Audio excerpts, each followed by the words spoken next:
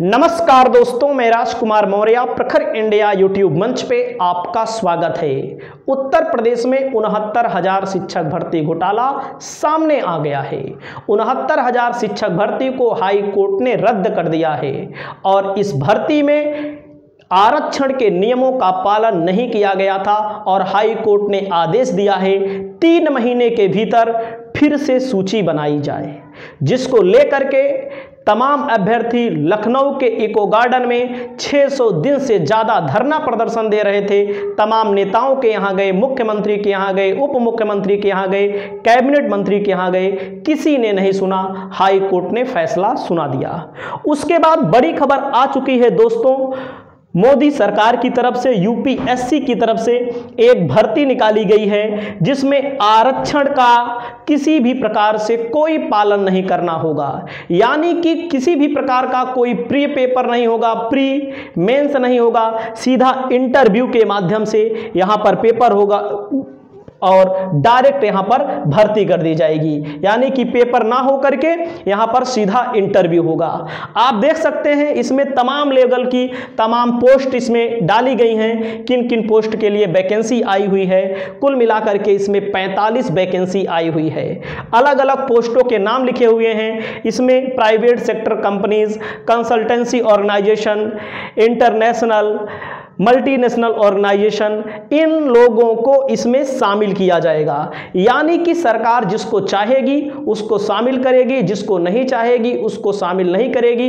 इसमें आरक्षण की किसी भी प्रकार की कोई झंझट नहीं होगी। इसमें हम आपको दिखाना चाहते हैं, इसके पहले 31 लोग आईएएस अफसर बन गए थे जो किसी भी परीक्षा को नहीं दिए थे, डायरेक्ट आईएएस अफसर बन गए थे। तो आप समझ सकते हैं इसको बोला जाता है लेटरल एंट्री सिस्टम, यानी कि किसी भी प्रकार की कोई परीक्षा नहीं देनी है। इसमें डायरेक्ट सरकार जिसको चाहती है उसको नियुक्त कर देती है अपनी सुविधा के अनुसार। तो आप देख सकते हैं यूपीएससी ने, एससी ने कॉन्ट्रैक्ट पर नियुक्ति के लिए निकाला विज्ञापन। खरगे ने क्या कहा, अलग अलग नेताओं ने क्या कहा, हम आपको उसको भी दिखाते हैं। इस मामले को लेकर के आपकी क्या राय है, आप अपनी राय को जरूर बताइए, क्योंकि ऐसी भर्तियां जब आती हैं तो जो योग्य लोग हैं, जो कहीं ना कहीं जिस स्तर पे आईएएस ऑफिसर 20-20, 25-25 साल आईएएस बनने के बाद पहुंचते हैं, उन वहां पर डायरेक्ट यहां पर बैठा दिया जा रहा है।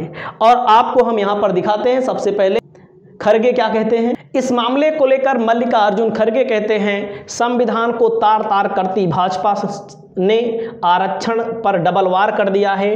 पहला, आज मोदी सरकार ने केंद्र में joint secretary, directors, deputy secretary के कम से कम 45 पद लेटरल एंट्री द्वारा भरने का विज्ञापन निकाला है।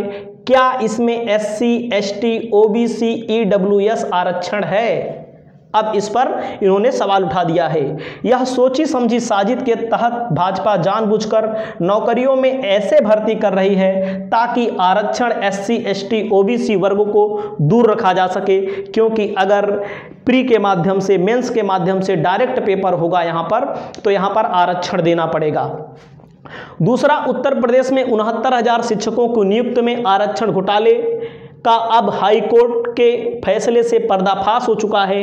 राहुल गांधी ने मार्च 2024 में दलित में आरक्षण घोटाले में प्रधानमंत्री जी को पत्र लिखकर वंचित अभ्यर्थियों की आवाज उठाई थी। योगी सरकार ने अभ्यर्थियों के साथ नाइंसाफी करते हुए पद भरे, जिसमें दलित और पिछड़े वर्ग का संवैधानिक हक छीना गया।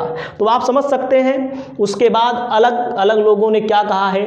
मायावती ने क्या कहा है, मायावती का भी सुनाते हैं आपको। उसके बाद अखिलेश यादव ने क्या कहा है उसको भी हम आपको बताते हैं। और आपकी जो भी राय हो, आप अपनी राय को इस मामले में जरूर स्पष्ट करके कमेंट करिएगा। तो आप देख सकते हैं इसमें मायावती जी ने भी कुछ अपनी बातों को यहाँ पर दोहराया है। और सबसे पहले बहन जी ने ही इस मामले को मैदान में उतारा था। इस मामले को सबसे पहले इन्होंने ही बताया था कि इस मामले में गलत हो रहा है। बहन जी ने बोला था केंद्र में संयुक्त सचिव, निदेशक, उप सचिव के 45 उच्च पदों पर सीधी भर्ती का निर्णय सही नहीं है, क्योंकि सीधी भर्ती के माध्यम से नीचे पदों पर काम कर रहे कर्मचारियों को पदोन्नति का लाभ नहीं मिलता। जो कर्मचारी काम कर रहे हैं उनको प्रमोशन नहीं मिलता, डायरेक्ट लाया जाएगा। इसके साथ ही साथ SC ST OBC के वर्गों को उनके कोटे के अनुपात में नियुक्ति नहीं दी जाती है। यह संविधान का सीधा सीधा उल्लंघन है और इन उच्च पदों पर सीधी नियुक्तियों को बिना किसी नियम बनाए हुए यह भरना बीजेपी सरकार की मनमानी है, गैर कानूनी है और असंवैधानिक है। वहीं पर अखिलेश यादव ने इस मामले को लेकर के क्या बोला है उनका भी मैं आपको सुनाता हूं। बाकी जो भी राय हो आप अपनी राय देने से पीछे ना हटिएगा। अखिलेश यादव ने भी इस मामले को लेकर के चेतावनी दी है और आंदोलन करने को लेकर के कहीं ना कहीं एक बड़ा संदेश दे दिया है। तो देख सकते हैं भाजपा अपनी विचारधारा के संगी साथियों को पिछले दरवाजे से UPSC के उच्च पदों पर बैठाने की साजिश कर रही है। उसके खिलाफ एक देशव्यापी आंदोलन खड़ा करने का समय आ गया है। ये तरीका आज के अधिकारियों के साथ युवाओं के लिए वर्तमान भविष्य उच्च पदों पर जाने का रास्ता बंद कर देगा। आम लोग बाबू व चपरासी तक ही सीमित हो जाएंगे। दरअसल ये सारी चाल PDA के आरक्षण उनके अधिकार को छीनने की है। अब जब भाजपा ये जान गई है कि संविधान को खत्म करने की भाजपाई चाल के खिलाफ देश भर का PDA जाग चुका है, तो ऐसे पदों पर आरक्षण को खत्म करना चाहती है भाजपा सरकार। इसे तत्काल वापस ले, देश हित में नहीं है। भाजपा अपनी दलीय विचारधारा के अधिकारियों को सरकार में रखकर मनमाना काम करवाना चाहती है। सरकारी कृपा से अधिकारी बने लोग कभी निष्पक्ष नहीं हो सकते हैं।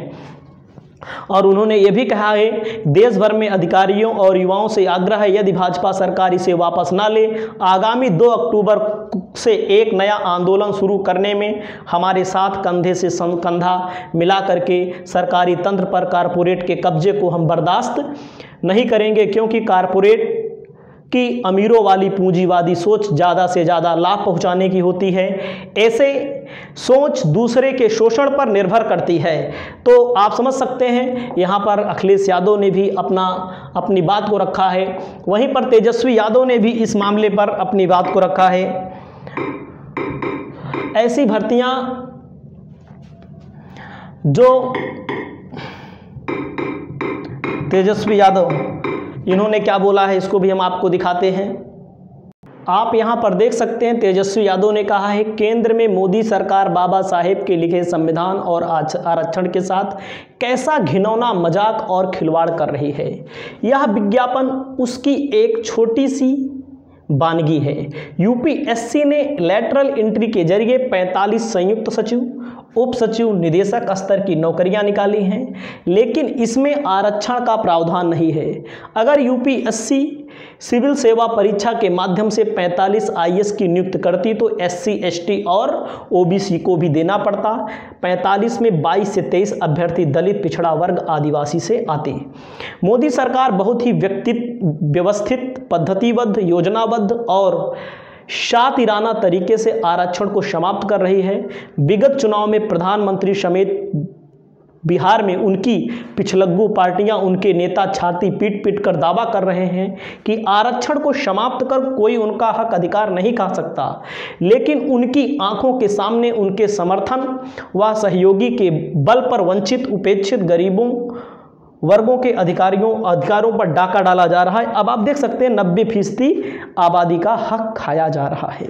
इस मामले को लेकर के आपकी क्या राय है, आप अपनी राय को बताइएगा। बाकी आरक्षण ऐसे ऐसे समाप्त होता रहेगा, आप देखते चलिएगा।